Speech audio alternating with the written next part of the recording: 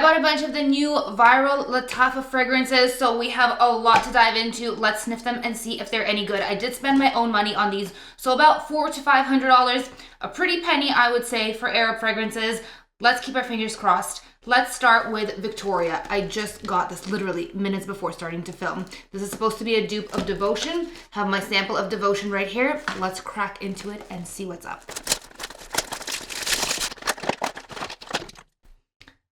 The bottle is really giving me Bridgerton vibes. I like this little detail that they have on the side of the box. Very cute packaging. Their bottles are always a bit extra. I'm never sure how I feel. I don't know. It's like always verging on ugly or pretty. This is lemon cake, lemon meringue it makes me think of. Let's do a side by side. The Devotion is fluffier and more subtle. The Victoria is zingier and more powerful. When I smell them side by side, I almost can't smell the Devotion because it is so much weaker in comparison to the Lattafas. The thing with Arabian fragrances is they are very, very strong, but the problem is that sometimes you sacrifice quality for longevity, and they will have a sharp dry down every now and again. Lattafa is hit and miss. Our moths are pretty sharp in the dry down. This one so far so good.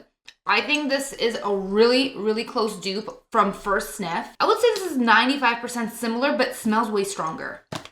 I got the Ana Abed Coral. They have an English name, but it's a bit like, I don't know if you're going in that direction. I'm not gonna say it.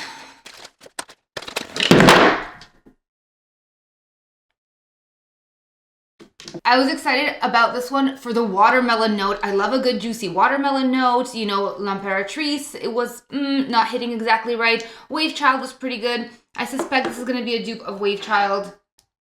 This is Watermelon Jolly Rancher. 100%, no more, no less, Watermelon Jolly Rancher is what you're getting. This is extremely similar with more salty nuances. But this one did have a sharp dry down. I will be honest, I did not love the way this dried down on the skin. This does not give me the sharpness right now. I'll have to wear it and see, but straight off the bat, just watermelon. If you're looking for a really realistic candy watermelon fragrance, this is the one. I think this was like $40. I bought this on Amazon. I like it. I think it will be a really fun summer scent. This is sweeter than this. I would say it's about 80% similar to Wave Child. It is not similar to L'Impératrice. That's a bit more floral. And this is full on watermelon. 100% watermelon. I got Brioche Vanille. I was so excited about this because I love Jeu de Peau from Sur Glutin. That one is, you know, hard to find, super expensive. So I was like, please let this be a dupe. I did sniff this one once. I will be honest. A couple of these I could not, you know, contain myself, and I did have to break open the boxes and smell them, so this was one of them. So I feel like people are mad at this fragrance because all the 20-year-olds on TikTok are upset that this doesn't smell like a vanilla fluffy baked bread thing. It doesn't. It doesn't smell like a gourmand sweet type of fragrance. It doesn't smell like even a bakery per se. It smells like dough when you're preparing it. So there's a bit of that like leavening quality to it, like the yeastiness in there, not in a bad way, just not in a fresh baked bread kind of way. It's kind of like when you're kneading the dough. That's the scent, but you're baking this bread in a wooden oven in a forest, in a pine forest. And that is the magical part of this fragrance. I think it's a really creative scent, and I love the piney touches in here. It's warm, very, very warm, and chewy. It smells chewy. So there is an aspect in here that reminds me of the Sur Glutin Jeu de Peau, but it is not a dupe. Maybe 60% similar. Like there's some dough aspect to here that reminds me of Jeu de Peau, but this is a lot more aggressive. Jeu de Peau is a very, very soft, buttery kind of bakery scent, and this one's a bit more babam, but I like it. And I think it's a really, really great creation from Lattafa. And I want to smell more from this particular collection. I bought the Terak and Terak Intense. Let's start with Terak. I am not generally a fan of sweet fragrances, so let's see how this goes. I will try to be as objective as possible. I I feel like I'm yelling at you guys about these fragrances. I don't know why I'm yelling. I took so long to get ready today. I had a morning full of appointments, and then I finally got ready, and I think I'm just yelling at you because I'm in a hurry. So I'm just gonna chill out. Okay, lovely snake. We love the snake details in Lattafa. There's a lot more snaky bottles coming. So whatever. It's ugly. Okay, this bottle is ugly. Let's be honest. This bottle is ugly. This bottle is borderline ugly. This bottle is. I will show you the one I think is a nice bottle.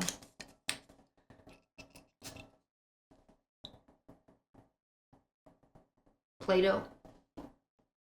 Not the sweetness that I was expecting, because people compare this to La Belle from Jean Paul Gaultier. This is Play-Doh.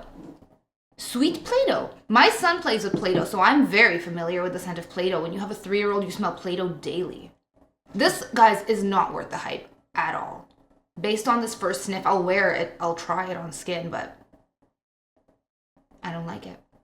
I think it's the worst so far. And it's not like La Belle. I liked La Belle, even though it was sweet, I liked it. Okay, I'm gonna spray this on my skin. I'm gonna put it on my hand, that way I can scrub it off easily. What the hell, man? This is Play-Doh. So obviously the Play-Doh note is coming from what is listed as bitter almond. That's kind of all that I'm getting at the moment. We'll see how it develops and maybe it gets better. Let's go for the Terak Intense and hope that this is a little bit more exciting. The packaging smells like gasoline. Okay, we got our snake again. Okay, let's go Terak Intense.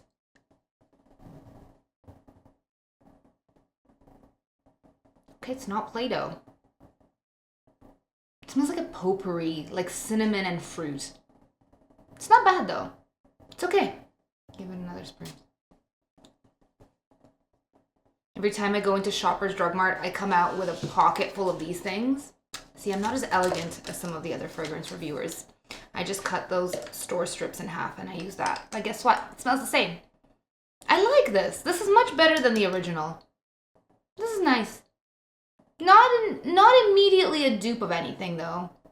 And it doesn't smell like Camra. And by the way, Camra is the most god-awful scent I have ever smelled in the dry down. It is sticky sweet in the opening and nasty and like little tiny knives stabbing you in the back of your throat in the dry down. So highly do not recommend. This is much better. This is very nice. I like it. I don't think it's an Angel Share dupe. And I don't think it smells like Camra. So it's good. I like it. I'm not gonna rate them, like properly rate them unless they're a dupe of anything. Just gonna tell you whether I like it or not because I feel like it's not fair to pass judgment on first impressions and, you know, it's a haul. Breeze. I got Breeze. This like literally just came out. I was so excited to smell it because it's supposed to be a fresh scent and I'm like, when does Lattafa do a fresh scent? Most of it is like all gourmand stuff, so I got Breeze. Let's see. I sprayed this yesterday and it smelled identical to MFK's 724, but also very similar to Aqua Universalis. I threw out my bottle of 724, so it is identical, like 1-to-1, 100% dupe of 724. It even has that rubbery, musky dry down. It's okay. I'm not offended by the rubber, but it does give a little bit of like a rubber scent, that musk that they used. It's a really nice, slightly floral, fresh bergamot and musky scent. So anybody who likes a fresh, fluffy citrus and musk, this would be really good for. And anybody who loves Aqua Universalis will absolutely love this. And if you love 724, well, that's a done deal because they're identical. Absolutely identical. I think really good from Lattafa. I think it's an amazing dupe and just in general a good fragrance. I tried this on the skin yesterday because I was just way too excited. I couldn't wait to unbox it. And it lasted me through my shower. Okay, I put it on right before my shower because I was like, whatever, if I don't like it, I'll wash it off. No, it stayed. It stayed through the shower and I smelled it on my hand even this morning. It is so strong. I also got Rifakat. This I tried before in a sample.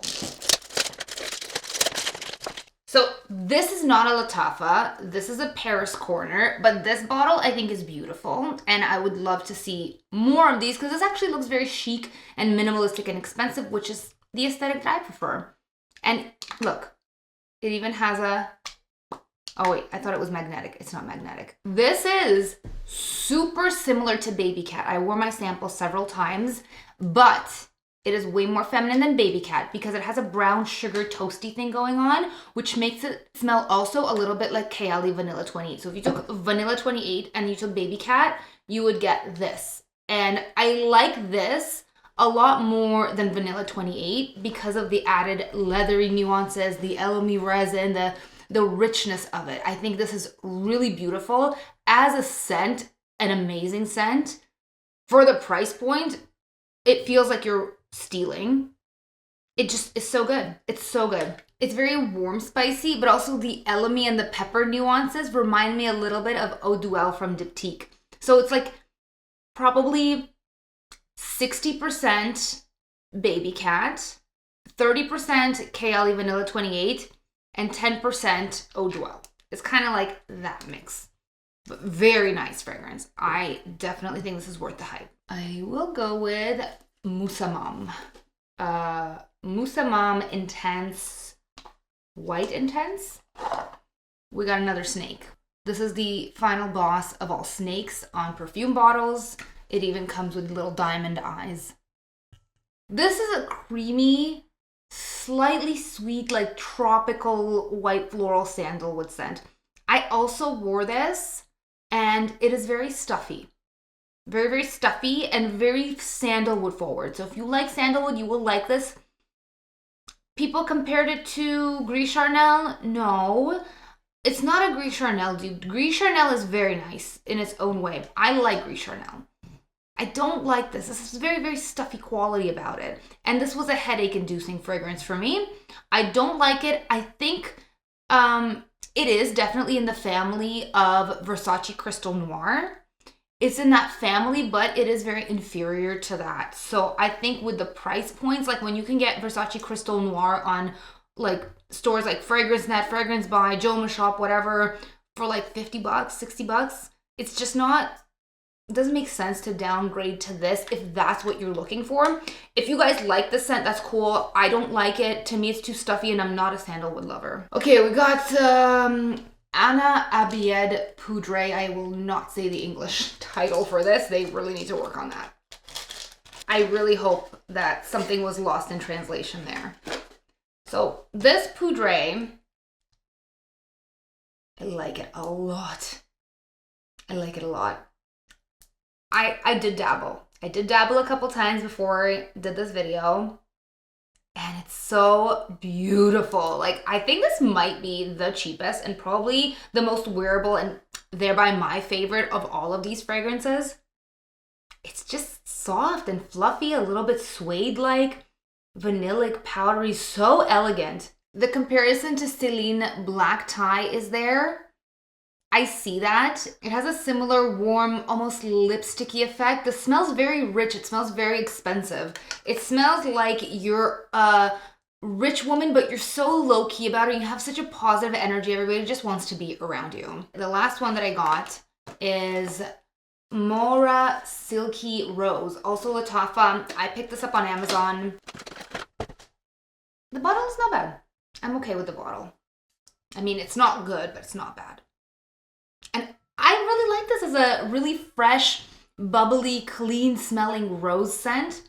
It's very non-intrusive. The rose is alive and it's a happy rose. It's a pink rose. It's very youthful and fresh. There's touches of pink pepper and lychee in here, which keep it really fresh. I was worried it would be like a vanillic sweet rose, but it really is not. It's just a super fresh, budding pink rose without any green touches.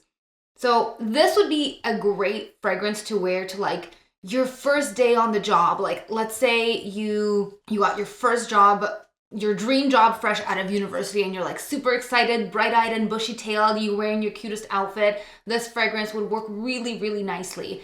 It's just so likable. It's so feminine. It's very carefree. And there is a little bit of a powdery aspect there, which I really enjoy because I think that adds an elegant touch. Something that it reminded me of was the old Nina Ricci in the pink bottle, but that was way sweeter. This is much more toned down and a lot fresher. So yeah, I actually don't feel like that one gets enough love. it should be more hyped than it is. So of all of these, let's revisit Terak on my hand. No, it's still Play-Doh. It's not great. So the ones that I think are actually worth the hype and worth getting are Rifakat, the only non-Latafa in this Latafa haul. Terak Intense, surprisingly quite good. I liked it. Big time on this watermelon one, yes. This one, yes. These guys, 100%. But this is going to be a very occasional type of scent. You're not going to wear it every day. It's just like, it's weird. It's cool, but it's weird. So I'm going to just tuck it a little bit behind because it's not like 100% yes. This one, also very nice. Insane performance. Identical dupe. So yes on that one. This is a no. This is a no. This is a yes if you're looking for a devotion dupe, but I don't really like the scent profile, so I wouldn't wear it. But objectively, it's a great dupe. It's a good fragrance. So I'm going to say yes for the purpose of this video. And Mora Silky Rose, 100% yes. So underrated. So for the most part, yeah, all of them are basically worth it. I mean, like, they're super affordable, so you can't really go wrong. Let me know which other Arabian fragrances you want me to cover next, and I will see you in the next video. Bye.